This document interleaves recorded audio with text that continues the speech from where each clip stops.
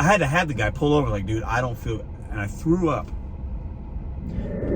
Welcome back to Mr.BetonYou. Today I'm going to share a little story time with you guys about my lowest point in my work history and what experience I had.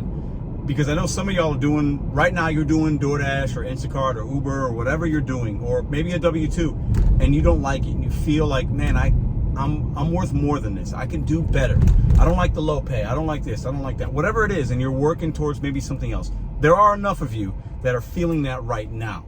So I'm going to share with you my lowest point in my work life and why it brought me to the moment that I'm in right now.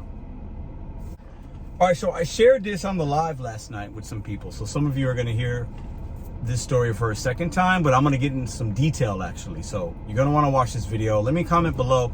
I want you guys to comment below, what job have you had that you've done, whether it's current or past, that you did not like and you felt like you had a moment like, wow, this is not it.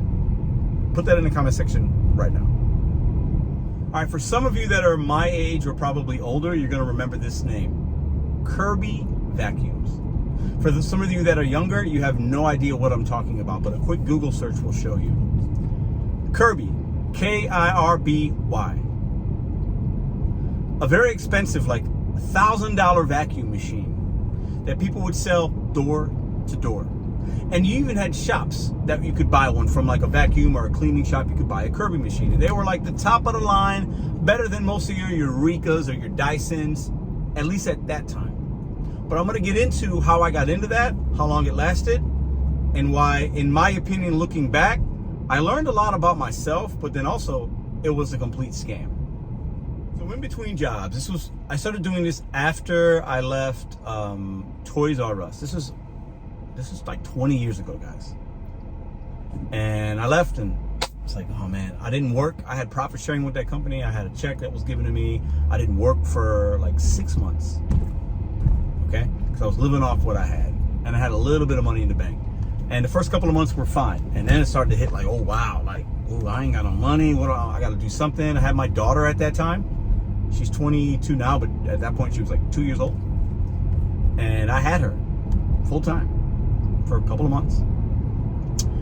And I was like, I got to do something. You open a newspaper up like you do back in the day. Now everything's online, but you used to have newspapers, and there was wanted ads, classifieds, and you could find a job. I actually found my Applebee's job in that way, actually, which is interesting, which is what I started to do after the Kirby machines. But stay with me here. This is a valuable lesson for some of y'all, because I learned something. So I'm looking through, Kirby, and it didn't even say Kirby. It didn't say anything about sales. It was like, earn 15 or 18 bucks an hour. I can't remember. It was somewhere in that range, plus a commission or bonus. It's like, oh, I go to this interview. Mind you, I'm in my early 20s. I dress up in the one suit that I had, thinking, oh, I want to impress. I want to get this job. I just need an opportunity. I need a foot in the door. I get there, and it's like a office, but like there's no signage. There's no nothing. It's just you walk in, and there's a guy at a desk, and there's nothing around. Maybe like a success sign or a fly high eagle sign behind him, and he's just sitting at a desk. He interviews me. I got the job. Basically, anybody that shows up with a pulse and a heartbeat, similar to DoorDash, you're going to get hired, and they're going to see what you could do. And you really only get paid if you sell something. So, Kirby vacuum machines, we went through training. The guy, we have these like filters to where they're training you on how to sell a vacuum machine to somebody in their home. And how it works, and you do all this training. It was like a couple hours maybe. Vacuum machines, mind you. And I'm doing this, and I'm like, do I want to do this? I'm like, maybe there's money in it. They're painting a good picture. Oh, you can sell a couple machines a day. Each machine you sell, maybe you make $100. And back then, 20 years ago, oh, you make $200 a day. Plus your hourly. Oh, okay. I got to knock on the door. Okay.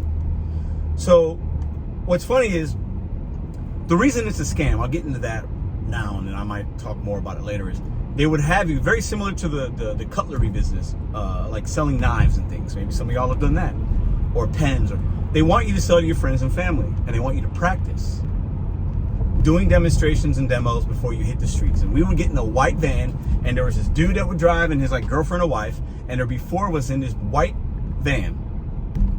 And we'd start our day, and we'd go to neighborhoods, and they'd have candles. And they would, knock, knock, knock, we want to sell you, and they would give them a free candle. That would be, they can get them at like the dollar store for $1 or $2 right back then. And then that's how we would get into the home. And that's how me and the team would get in front of somebody and try to sell them a vacuum machine. And any house you go to, mostly, if you don't have a maid where somebody's doing your stuff every day, you're going to vacuum up, and we would do these demonstrations and show people, look at these bed bites, look at these bed bugs and all these things on your bed, or look at how dirty your speaker is next to your television. You know, big speakers we used to have that would sit in the ground. Or look at your couch, and you got dogs, and you got this, you got dander. And we would show these filthy, like circular, what looked like a flattened out coffee filter. And there would be dirt on there, and people were like, oh, that's nasty. And there'd be selling points to it, and you try to sell basically like an $800 to $1,000 vacuum machine to somebody that didn't need it. But you make them feel like they needed it. That's what sales is. It's no different than timeshares or selling this or selling that. You're selling something to somebody that really don't need it, but you're pretending that there's a need. You follow? So I did demos at my dad's house. I did a demo at my then girlfriend's house. My girlfriend at the time was the only Kirby machine that I sold. I only did this for I think I lasted a week, and I was like, this ain't gonna be for me. But basically, like a Tuesday, Wednesday, Thursday, Friday, I went out every day. It was like an 8-9 hour day. I didn't sell anything, because besides the one I sold to my girlfriend, which was on credit. You would do a credit application, and this was the low of my work life. And you would sell these people that didn't have enough money to pay cash for it, and you'd run credit checks, and I'd get an application out, and they'd fill it out, and then you would phone your people, and they'd call it in. Can this person get approved? And every day I'd sell 1 or 2 people that would say they're interested, but they probably knew the credit wasn't good, they weren't gonna buy it, but they felt bad because I was a young, charming man trying to hustle. So I sold 0 Kirbys in those 4 days that I was out to anybody besides my girlfriend. And she bought one because she was my girlfriend. The low point of my life was I was doing this, feeling defeated. No, I'm not making any money. The one guy that ran the whole team the one day, it was like the Friday, which was gonna be my last day, but I didn't know it until I got there. He's yelling and screaming at a guy that had sold a few machines. But this is a tactic that they do. They kind of put us in line to scare us.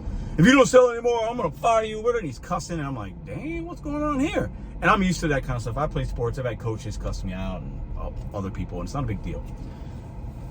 But I told myself, I can't do this. This is stupid. This is a scam. It's ridiculous. I don't like it. But my low point was, at that time, I had just found out I had diabetes. Like maybe a year before this.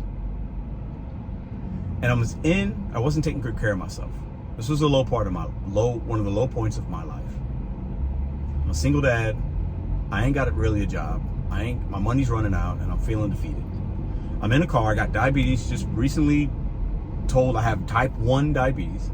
Gotta take medicine, gotta change my diet, I gotta do this, I gotta do that, change my eating habits, and I'm struggling. I'm in this car, and I'm feeling so sick. And anybody with type 1 diabetes can relate. Your blood sugar gets high, you gotta pee, you're thirsty, you gotta urinate.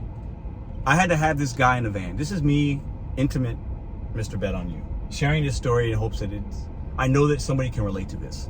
I'm gonna get to my point in just 2 minutes here.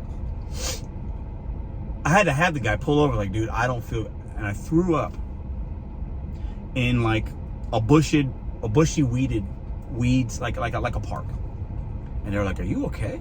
We had just got done getting a snack from like a Quick Trip or something. And I'm like, I have this like big gulp, or I have something like a soda or a tea, and I'm like not feeling good. I'm throwing up. And they're like, are you okay? I'm like, I'm all right, I'm fine. And we still had another neighborhood to go. After having that moment, which was that Friday, I said, what am I doing right now? Like, this sucks. This is stupid. I shouldn't even have agreed to do this. I shouldn't have sold that Kirby to my damn girlfriend. I shouldn't have demoed it to my dad. A low point in my life when it comes to work. I share that with you because I was thinking about that over the last couple of days. For whatever reason, it came up in the live, and I referenced it, and I think about those moments in the jobs I've done. I've only had a couple of jobs in my entire life, guys. And I don't even consider that one of them. It was a job, but I didn't really make any money. I think I made $100 that week or something like that. I can't even remember. It might have been a little bit more than that. But that's pitiful.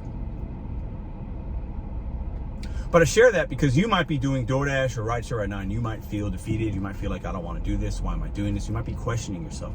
But I want you to remind yourself of one thing. Every job that you take, whether you love it or like it or hate it, everything that you do, every order you accept, everything that you do leads you to where you're supposed to go at some point. And it might take you a while to get to the point where you're doing something you love or you're earning good money. But don't forget where you came from. Don't forget those bad moments. Don't forget the things that you did that you maybe were embarrassed or ashamed of. And I remember being young and not knowing what I didn't know and being a hot shot. And I could sell these machines and demoing it with my dad. And obviously he didn't buy one because he's not an idiot. Who buys $1,000 vacuum machine in the year like 2021, 2022? Some people did, but not smart individuals. That's my story for today. I wanted to share that with y'all. I didn't want to do no ride along. I want to give you some real shit today to think about. And share this story with somebody that might need it. Maybe somebody younger that's struggling. They're in and out of jobs. They're having a hard time finding a way in life to earn a living. And they feel like not good about what they're doing. There's value in all types of work. You have to personalize it and give it value. I obviously didn't give that type of job value in the moment, but looking back, I learned some lessons for sure. You guys tell me what you think in the comments down below. Have you heard of the Kirby vacuum machine? Have you ever done that? Have you done something similar, door-to-door type sales, or something, a type of job that you got from Craigslist or wanted classifieds or the newspaper? That's how people used to find work. Now it's a little bit different. You can still find work in that way, but I want to hear from you guys. I want the comment section to be a place you can share your experience, good, bad, or different, on things that you did to earn a living. And looking back now, whether it's been a few months, a few days, a couple of years, maybe some decades, looking back, you can say, wow, I didn't know what I didn't know. And that was worse and weirder than I even thought it was at the moment. I appreciate each and every one of you guys. I'll see you guys tomorrow in the video. And if you got any questions, comments, or whatever, let me know in the comments.